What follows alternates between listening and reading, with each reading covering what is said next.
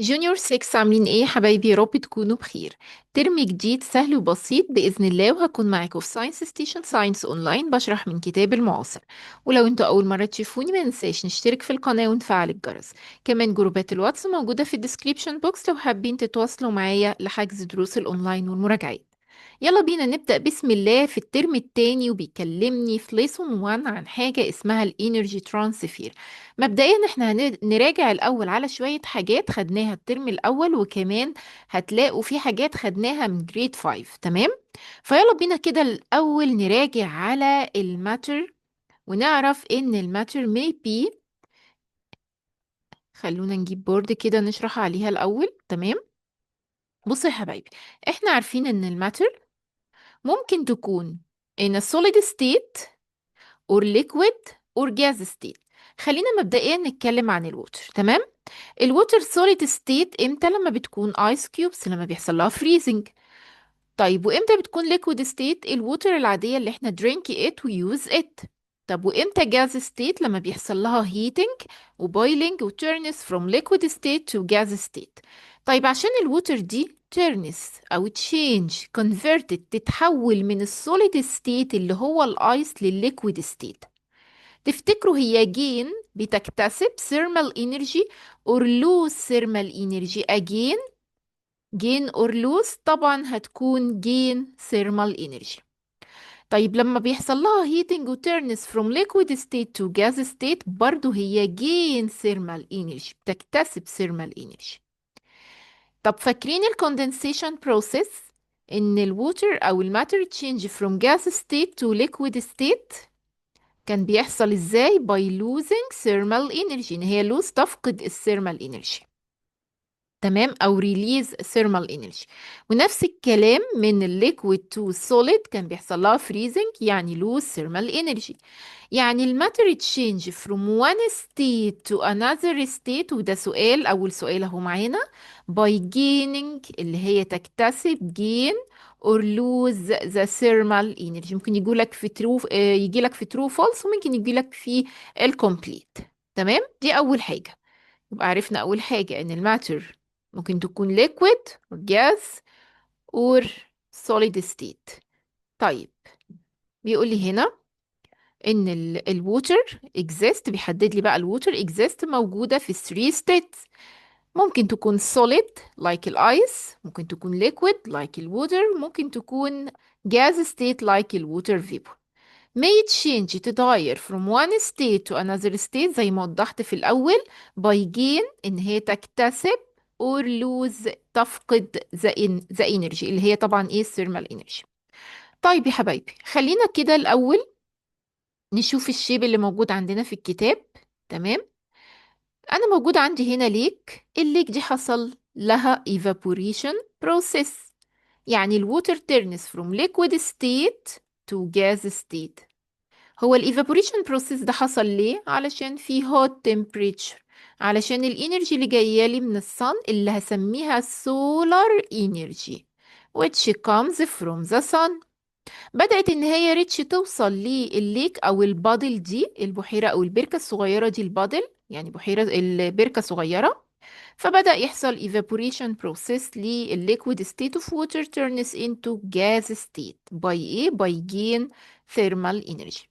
So when the water of the small bottle is heated، سخنت، من اللي سخنها طبعا السولار energy في الهوت temperature due to the transfer of thermal energy of the sun it evaporates، يعني change from liquid to gas state اللي هي الووتر vapor. ده ممكن يحصل ان البادل دي dry up، تجف خالص، ممكن disappear كمان لو في extreme hotness. طيب يا حبايبي، كل ده سهل وبسيط، وكل اللي جاي في الكونسبت ده سهل جدا. هنتكلم في الكونسبت عن حاجة اسمها ووتر سايكل. مبدئيا انا هسيب كل ده هرجع له تاني، بس حابة ان انا ابدأ لك بالووتر سايكل. يعني ايه؟ خدنا زيها في جريد 5. كنت دايما في جريد 5 بقول لك ايه؟ بقول لك انا عندي الووتر اهي في الووتر بوديز، سواء بقى كان سي او اوشن او ريفر او ريفر. طيب الووتر دي لما exposed to high temperature thermal energy اللي هو السولار انرجي بقى اللي جاي لي من الصن، يبدأ يعمل لها evaporation process. evaporation process، هكتب رموز كده علشان اكتب سريعا. so evaporation process، تطلع فوق في السكاي تكون لك الكلاود، تعمل condensation process فترنس into cloud. طيب شوية ويحصل rainfall اللي هو اسمه precipitation process. precipitation process يعني rainfall. ايه ده؟ مش عاملة زي السيركل كده، ماشيين في سيركل مقفولة. evaporation، condensation and precipitation process. انا عندي 3 process. يبقى انا عندي دلوقتي ايه؟ 3 process. طيب حاجة تانية بقى، لو الووتر دي او الرين نزل كده على ماونتن، هل الووتر هتفضل فوق هنا ولا رن هتفضل تجري كده فلو، تنزل كده وتجري لحد ما كولكتد تتجمع في الريفر؟ بص انا قلت ايه؟ رن and collected. يبقى انا عندي دلوقتي run off دي ستيب، خطوة كده بتحصل لما يحصل رين مثلا نازل على higher altitude، يبدأ run او higher place اقصد، عشان بس اللي مش عارف altitude.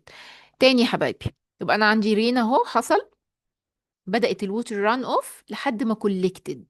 يبقى الستيب نمبر 1 بعد البريسبتيشن هيحصل لها ران اوف، لو تجري كده تروح تتجمع. تتجمع يعني يحصل لها كوليكشن. كوليكشن ستيب. ادي سكند ستيب. ايه ده؟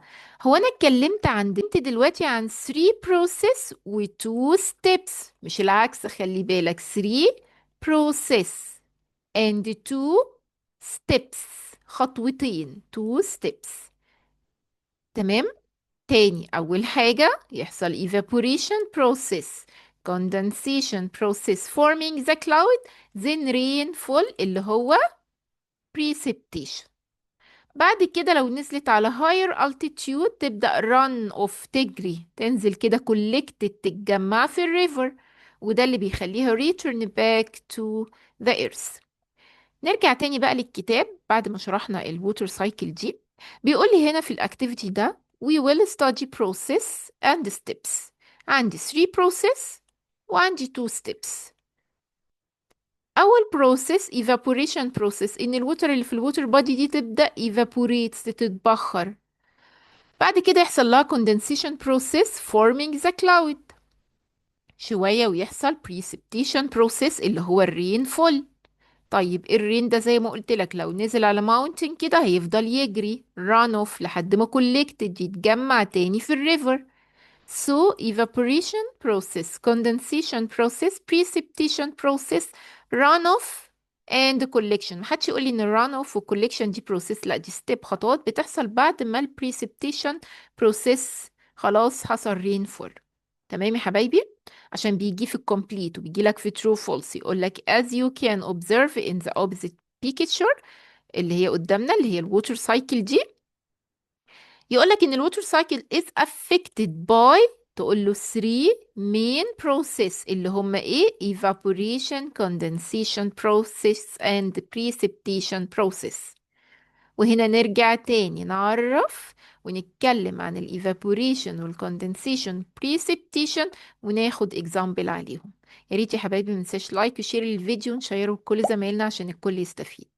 ولو ليكوا اي استفسار سيبولي في الكومنتس هرد عليكم على طول. ونتكلم عن ال evaporation process. ممكن يجي يقول لك what's meant by evaporation process. والله أنا عارفها من الترم الأول وشطور، إن ال evaporation process معناها it is the process in which matter change، بتتغير من إيه لإيه؟ من liquid state to gas state. ال condensation process هي البروسيس اللي بيحصل فيها change from gas state to liquid state. والprecipitation process in which water fall، بتنزل خلاص fall down، fall on the earth in the form of rain. تعالوا نتكلم أكتر تاني. بيقول لي هنا ال evaporation process وال condensation process الديفينيشن بتاعهم بيبدأ بإن هي it is the process in which the matter change. في ال evaporation change من الليكويد للجاز state. في الكوندنسيشن نفس الكلام، بادئ بي تشينج، تغير بقى من ايه؟ من الجاز to liquid state، العكس.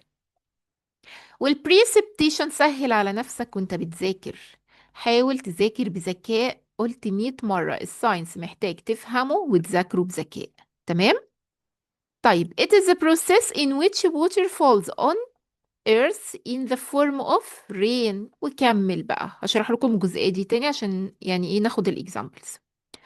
بصوا يا حبايبي، الايفابوريشن بروسيس دي الاكزامبل بتاعها لما حضرتك كده بتشوف شالو ليك، في ليك في بحيرة كبيرة اهي تبدأ dry up، يعني تجف، يحصل لها drought. ليه؟ due to evaporation، خلاص الليكويد ووتر اللي موجودة فيها evaporated، اتبخرت.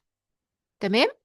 so shallow lakes dry up when the water evaporates from them. ده example على ال evaporation process.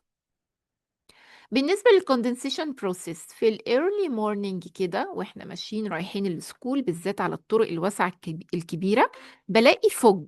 يعني ايه فوج؟ الضباب، الشبورة اللي قدامك في الصورة دي أكيد كلنا شفناها. formation of fog over the fields early in the morning. ده example على الكوندنسيشن بروسيس. بعد كده عندي ال precipitation process. ال precipitation process دي حبايبي like the snow falls in cold day. الرين مش لازم يكون بس water، الرين ممكن يكون snow، ممكن يكون تلج، ممكن يكون snow pellets اللي هي جزيئات التلج أو حبيبات التلج الصغيرة، أو ممكن تكون hills، أو ممكن يكون sleet. تمام؟ يريد بس إيه نركز شوية كده في الإكزامبلز. عندك السليت ده اللي هي قطرات المطر المتجمدة، قطرات مطر، نقط مطر نازلة كده متجمدة. والسنو اللي هي كرات التلج. طيب آخر تو ستيبس بقى اللي هي run off. زي ما قلت لك لو هي نازلة على higher altitude هتنزل run from higher altitude to lower altitude، يعني higher place to lower place. أو لو هي نازلة على روكس كده تفضل سلايد تتزحلق لحد ما collected تتجمع في الريفر. So runoff it is the step، اوعى تقولي process، لا دي step in which water flows along earth's surface، بتجري خلاص كده عايزة تروح تتجمع في الريفر into the river and then into the ocean. يعني ايه into the river and then into the ocean؟ بصوا يا حبايبي، لو جينا بصينا كده على الخريطة بتاعت ايجيبت بلاقي النايل ريفر كده، يعني مش احسن حاجة في السوشيال بس يعني whatever، يعني ايه اي نهر كده واي ريفر بيكون اخره ايه؟ بيكون اخره اوشن او سي. هنا عندي السي فوق هنا في ايجيبت، وده النايل ريفر رايت، اهو بينتهي بايه؟ بينتهي بالسي. الووتر تفضل تجري تجري تجري كده لحد ما ريتش ذا سي، زي ما بيقولوا في السوشيال بتصب في السي. تمام؟ طيب نفس الكلام هي بتفضل ران تجري لحد ما كولكتد تتجمع، يحصل لها كوليكشن في الريفر او في السي او في الاوشن. It is the step which rainwater falling on the earth's surface is collected in different water bodies. water body بقى سواء كان ocean او sea او river. ناخد بالنا من الاكزامبلز يا حبايبي عشان بتجيلك في ممكن في scientific term، ممكن true false complete. المهم ان احنا نذاكر كل كلمة وما ننساش اي حاجة في الكتاب. تمام؟ هنكمل الليسون ونتكلم دلوقتي عن ال distribution of solar energy. قلت لك يعني ايه solar energy؟ السولار energy اللي هي الانرجي which comes from the sun. الصن يا حبايبي ما عندهاش عدل. يعني ايه ما عندهاش عدل؟ قلت لك قبل كده في جريد 5 ان الصن ديستريبيوت بتوزع السولار انرجي بتاعها unequal، يعني مش بالتساوي. يعني شوية سولار انرجي توصل لاريا تخليها هوت قوي، طيب تمام، وشوية سولار انرجي تانية توصل لاريا سوري، ادي الصن اهي، وادي عندي الارث سيرفيس، اتفقنا ان هو sphere like sphere not completely round. بصوا يا حبايبي، لو انا عندي دلوقتي الاريا دي هسميها اريا 1، والاريا دي هسميها 2، وزيها تحت هسميها 2، والاريا الاخيرة اللي هنا وهنا سميها 3 و3. تمام؟ دي الارث سيرفيس، دي الارض اللي احنا قاعدين عليها. وده هنا او عايشين فيها يعني. وده هنا الصن. الصن لما السولار انرجي بقى ريتش ذا ايرث سيرفيس، اهي الصن بتبعت لي السولار انرجي. تفتكروا اللي قريب من الصن قوي في الاريا 1 هو اللي هيكون هوت اكتر، ولا في اريا 2 هنا وهنا، ولا في اريا 3 هنا وهنا؟ هي تفتكروا ايه؟ عرفتوا يعني ايه السولار انرجي distributed unequal، مش بالتساوي؟ عارفين ليه؟ لان هنا الديستانس شورت شوية. طبعا هي كبيرة جدا، بس بالنسبة أقصد إحنا بنقارن دلوقتي بين 1 و 2. هنا أقرب حاجة closest one، وهنا يعني أبعد شوية moderate، وهنا أبعد حاجة عن الصن. يبقى أكيد اللي هنا close to the sun it is the hottest one. hottest one. تمام. نطلع شوية كده، ده moderate. moderate. وعندي هنا برضو ده مودريت. لكن في الآخر هنا 3 و 3 it is the coolest area، أبرد area موجودة على الإرث. ليه؟ لأن هي the farthest one، أبعد حاجة عن الصن. عشان كده السولار انرجي اللي ريتش 8 بيوصل لها بيكون small amount، أصغر بكتير من إيه؟ أصغر بكتير من اللي واصل في area 1 و area 2. So again يا حبايبي نرجع للكتاب. اهي يا حبايبي الصورة اللي انا اقصدها، كنت شرحت عليها احسن هنا من الرسمة اللي احنا رسمناها، بس مفيش مشكلة. ادي الصن يا حبايبي distribute، بتوزع السولار انرجي بتاعتها unequal، يعني مش بالتساوي. يعني انا عندي مثلا الاريا دي، احنا عارفين طبعا ان الارث rotate around the sun and rotate around itself، فبتلف كده حوالين نفسها وهي بتلف حوالين الصن. فالاريا دي بيوصل لها اكتر سولار انرجي، يبقى it is the hottest region. طب تفتكروا بقى لما تكون hottest region الايفابوريشن ريت، معدل التبخر في البارت ده وفي الجزء ده يعني، هيكون higher or lower؟ اكيد هيكون the highest، يعني اعلى. معدل للايفابوريشن higher. تمام. طب نبعد شوية كده. it is the moderate region، هنا وهنا هنلاقيها moderate region. وبعدين في الآخر خالص هنا هتكون the coolest regions أو coolest area. عرفنا بقى ليه عندي regions أو مناطق على الإيرث سيرفيس بتكون hot، وفي areas تانية بتكون cold. تمام. نفس الكلام هنا بيقول لي بقى، علشان نراجع عليه تاني ونحفظه ونذاكره ازاي. بيقول لي هنا يا حبايبي ان ال distribution of solar energy ازاي بيتوزع، ان ال amount of solar energy that reaches the earth differs from one place to another، زي ما شفنا في الشيب في الشكل ده. The distribution of the solar energy on Earth's surface plays an important role in evaporation process. أكيد طبعا السولار انرجي كل ما كانت الاماونت اللي واصلة للمكان ده أكتر، كل ما حصل evaporation process أعلى. So, it plays an important role in the evaporation process in the water cycle. ليه أو إزاي؟ علشان الريجنز، المناطق اللي على الإيرث سيرفيس classified بنقسمها divided into hottest, moderate and coolest regions. أول حاجة ال hottest regions they are regions in which evaporation process is the greatest، أعلى evaporation process في the hottest regions.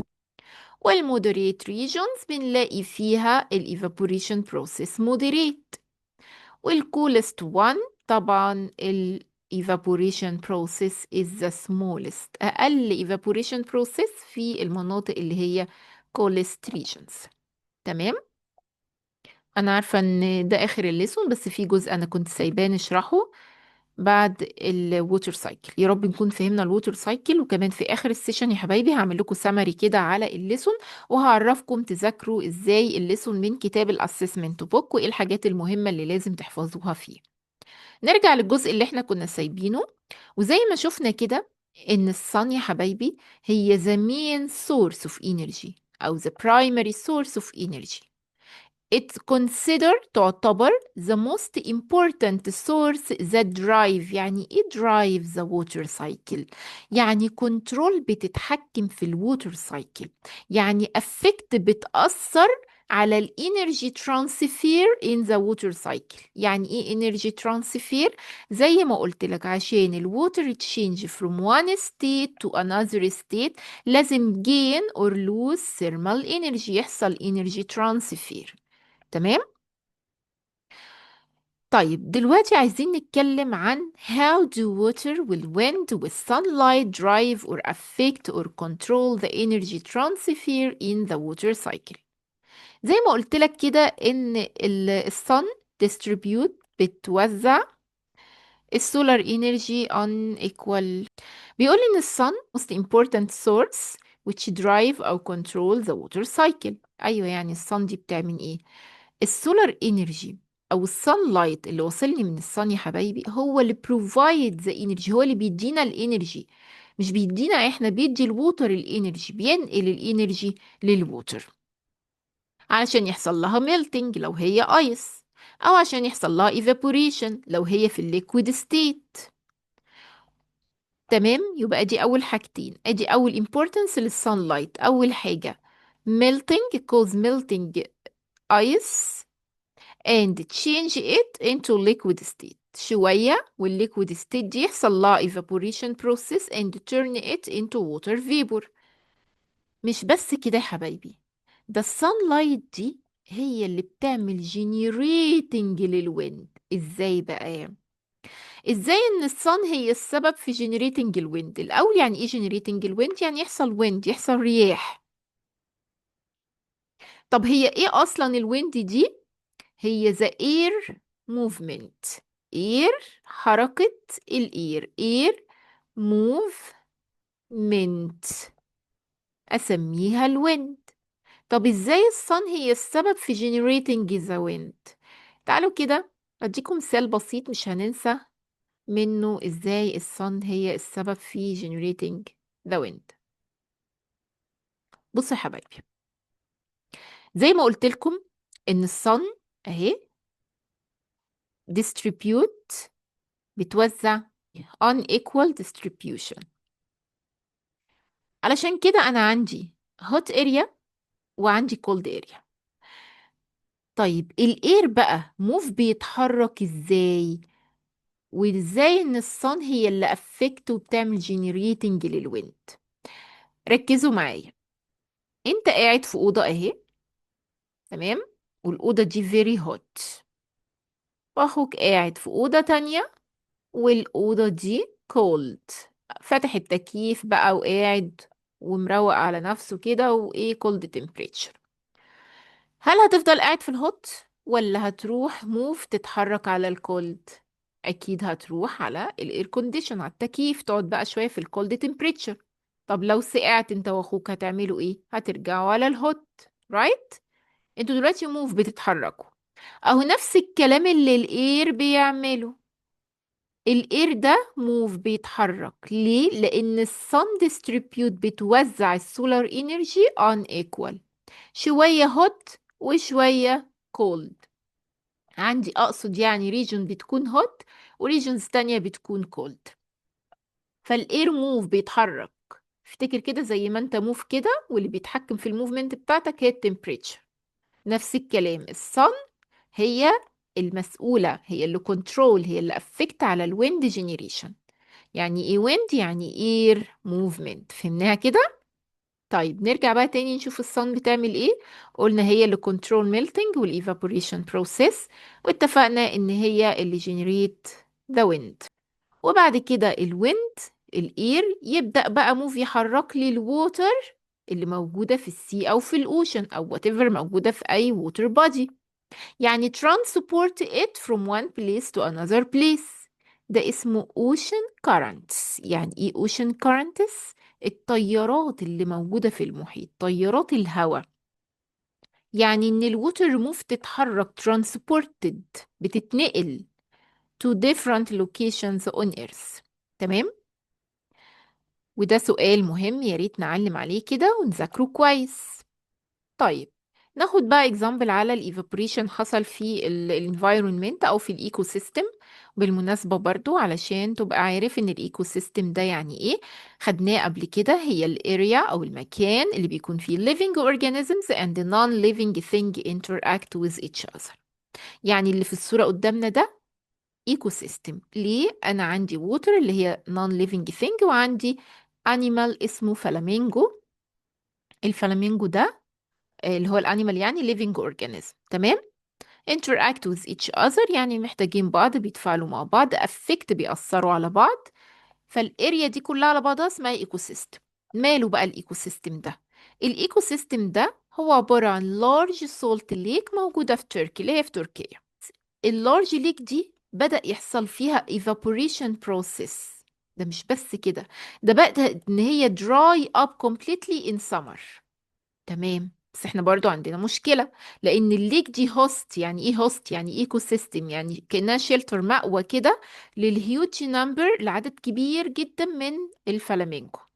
بيحب ان هو migrate and reproduce، يعني get new individual breed there، يروح كده هناك ويعمل reproduction process في الورم ويزر. وخلي بالك انا قلت حاجة مهمة جدا قبل كده، اي كلمة موجودة في الكتاب بلون تقيل او بلون مختلف بتجيلك في الكومبليت، وهتلاقيها في اسئلة الدرس. بيقولك هنا ان هي migrate and reproduce امتى؟ في الورم ويزر.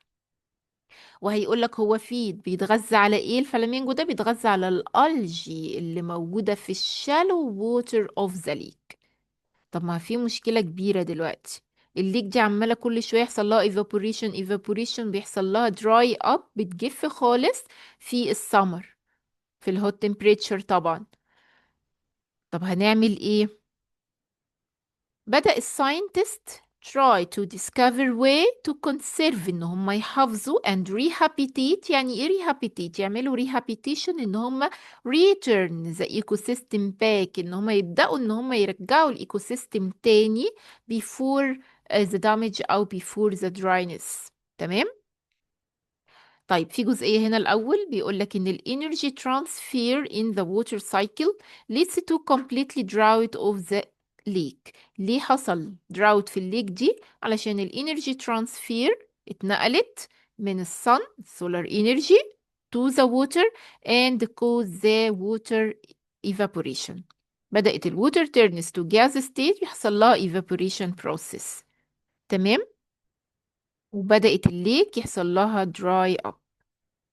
وزي ما قلنا واتفقنا ان الساينتست تراي بيحاولوا ان هم discover ways علشان conserve، يحافظوا على الايكو سيستم ده ويرجعوه تاني before the damage. يبدأوا ان هم بقى protect، يحموا الليك من الكلايمت ده، ويبدأوا ان هم يحافظوا على الفلامينجوس اللي موجود في الايكو سيستم. تمام. وطبعا الووتر سايكل خلاص شرحناها. فبعد ما بنخلص الشرح بنعمل ايه؟ شاطرين، برافو عليكم. لازم كتاب الاسسمنت بوك تذاكر منه بعد ما تذاكر الليسون. ما عملتش كده يبقى كأنك بالنسبة لي ما ذاكرتش. بنعمل ايه يا حبايبي؟ بنجيب كتاب الاسسمنت بوك، نحفظ الديفينيشن، نحفظ الوات هابن، الجيف ريزون اكيد طبعا بعد ما فهمنا، ونكتبها 3 times. فأول حاجة عندي بيقول لي الايفابوريشن بروسيس سهلة جدا، والكوندنسيشن precipitation process كلهم بيبدأوا ب it is the process in which matter. طيب في الايفابوريشن change from liquid to gas، الكوندنسيشن العكس from gas to liquid.